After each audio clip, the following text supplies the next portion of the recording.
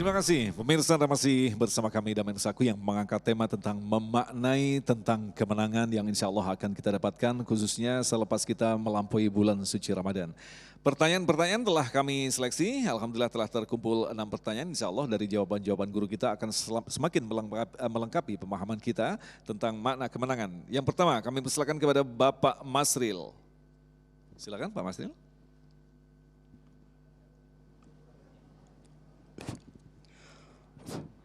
Assalamualaikum warahmatullahi wabarakatuh. Kenalkan, nama kami Masril Rosa. Yang ingin kami tanyakan, kita telah melaksanakan ibadah puasa selama 1 bulan penuh.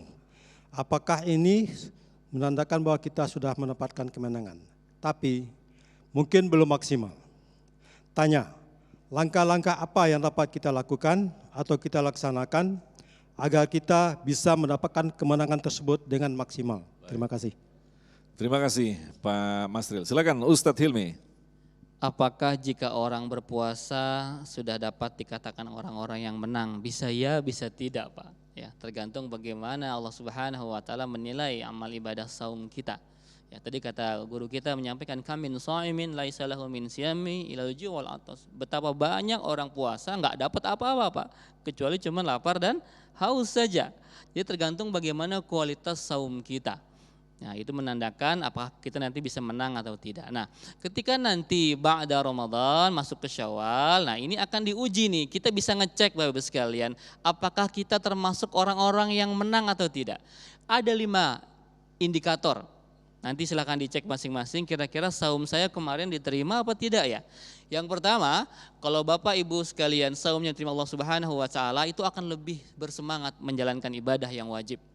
Ya, sama seperti sekarang Ramadan, ya kita ada azan langsung ke masjid, ya semua kita lakukan dengan baik, dengan semangat. Nanti ba'da Ramadan pun demikian, itu namanya istiqamah. Yang kedua indikatornya Bapak sekalian, kita akan rugi ketika meninggalkan ibadah sunnah. Nanti dicek tuh Bapak Ibu sekalian ya, ba'da Ramadan kalau enggak ibadah sunnah rugi apa tidak? Ya, bukan wajib ya tapi sunnah. Semalam enggak tahajud ya Allah, semalam enggak tahajud ya Allah, sedih hati ini.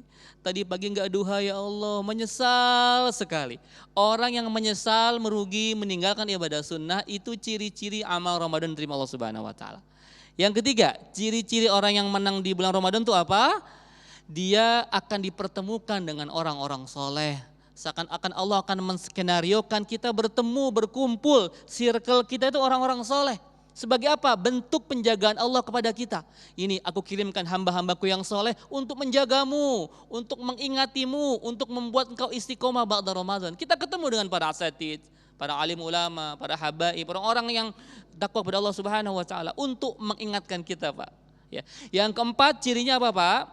Kita akan mudah menerima nasihat. Ya, nanti dicek pada Ramadan. Kalau dengar nasihat, dengar kajian, dengar ceramah para asatidz itu senang apa tidak? Jangan ngomong udah pernah ini mah. Tak semar lagi udah sering kayak begini, udah pernah dengar. Sudah pernah tahu. Ya memang kita tahu, memang kita pernah dengar, tapi kadang-kadang kita perlu diingatkan. Ciri-ciri orang yang menang di bulan Ramadan itu enggak bosan menerima nasihat. Walaupun untuk yang ke-1000 kalinya, karena Imam Syafi'i menerima nasihat, menerima pelajaran yang ke-1000 kalinya, di yang ke-1000 beliau tetap excited, tetap bersemangat, seperti halnya dia baru pertama kali menerima. Yang terakhir, ciri orang menang di bulan puasa itu adalah ketika dia mudah menangis. Kenapa menangis? Bukan takut istri Pak, ya, bukan gak dapat THR Bu, tapi takut menangis karena banyak dosa, banyak maksiat kepada Allah Subhanahu wa taala. Dia menggelar sejadah di sepertiga malam menangis. Dan tangisannya itu insya Allah bisa memadamkan panasnya api neraka. Amin ya rabbal alamin. Insya Allah. Baik, terima kasih Ustadz. Selanjutnya kami persilakan kepada Bapak Dedi yang akan dijawab oleh Ustadz Asmar. Silakan. Assalamualaikum warahmatullahi wabarakatuh. Bisa diturunkan sebentar biar jelas. Assalamualaikum warahmatullahi wabarakatuh. Nama saya Dedi Permadi. Melanjutkan pertanyaan sebelumnya, jadi ujian sesungguhnya dari hasil Ramadan ini adalah setelah 11 bulan kemudian gitu ya. Jadi apakah kita masih tetap konsisten dengan melaksanakan ibadah-ibadah selama di bulan Ramadan ini dan dilanjutkan dengan 11 bulan kemudian. Karena di Ramadan ada Lailatul Qadar, ada ibadah-ibadah semua dilipat gandakan pahalanya, sementara di sana Mungkin tidak seperti itu gitu ya. Nah, mohon tausiah dari Ustadz. Terima kasih. Assalamualaikum warahmatullahi wabarakatuh. Pertanyaan menarik sekali, artinya intinya bagaimana kita mampu menjaga istiqomah begitu ya. Apa yang kita lakukan di bulan suci Ramadan, apakah juga bisa kita lakukan di luar Ramadan? Ustadz Asmar, silakan. Alhamdulillah, pertanyaan yang sangat luar biasa. Bagaimana istiqamah konsisten dalam beribadah di mana bulan suci Ramadan itu kita menghidupkan berbagai amalan-amalan.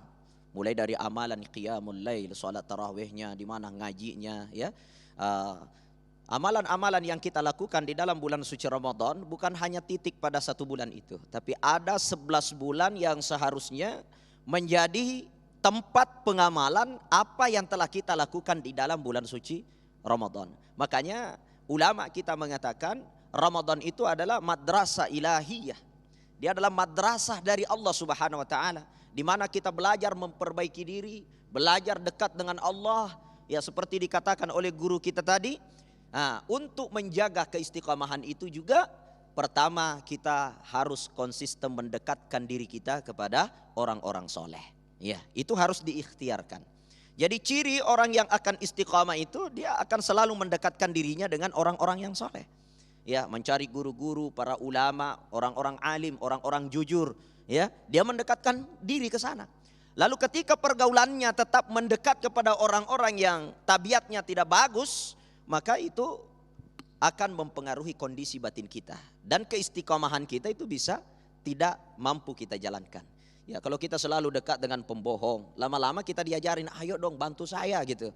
Katakan, bilang iya, padahal tidak boleh. Akhirnya kita bohong walaupun hanya ucap iya. Kenapa? Menjaga pertemanan, menjaga persahabatan. Maka dari itu kita harus banyak menyambung sinyal antara diri kita dengan orang-orang yang soleh. Itu adalah cara menjaga keistiqomahan.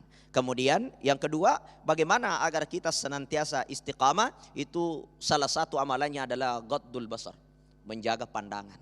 Ya, karena pandangan kita ini akan banyak meniru bagaimana kehidupan di luar sana.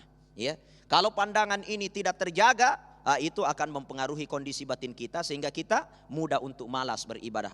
Lihat aja tetangga saya tuh, enggak sholat tapi rezekinya lancar. Saya nih sholat tapi begitu-begitu aja. Ya, kenapa? Karena dari pandangan kita mempengaruhi kondisi hati kita. Makanya pandang wajah ulama itu jadi ibadah. Kenapa? Karena menatap hal-hal yang baik itu akan mempengaruhi kondisi batin kita agar selalu ada cas untuk senantiasa istiqamah dalam beribadah kepada Allah Subhanahu wa taala. Dan juga ulama kita seperti Syekh Athaillah As-Sakandari mengajarkan cara menjaga konsisten dalam ibadah itu banyak-banyak mendatangi kaum du'afa, orang-orang miskin, dan datang melayat kepada orang-orang yang meninggal dunia. Jadi kalau ada orang meninggal dunia, terdepan kita datang. Ya, terdepan kita datang kepada orang-orang yang meninggal dunia. Apa yang bisa kita lakukan di situ? Membersihkan apa di situ?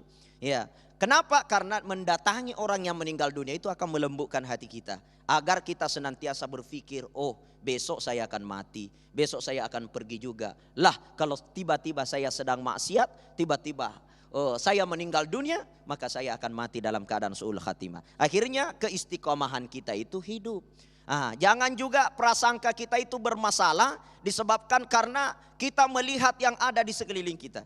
Ada orang menyangka orang di kafe duduk mulai pagi sampai siang, dia katakan ini bukan ahli ibadah, kerjanya cuma di kafe. Itu kan prasangka sudah rusak. Bisa saja dia duduk di kafe sambil minum kopi sambil zikir.